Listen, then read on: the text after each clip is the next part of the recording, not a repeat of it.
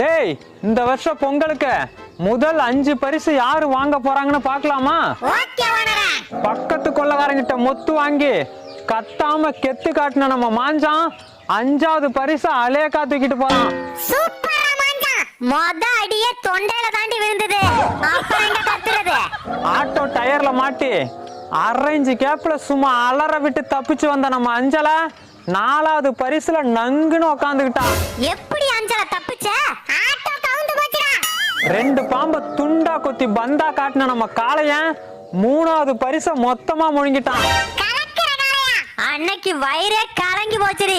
தீவனத்தை திருட வந்த எலிய புலி மாதிரி பாஞ்சு இருட்டுல இழுத்து போட்டு பெரட்டின நம்ம சுருட்ட 2வது இடத்த உருட்டிட்டு போறான்.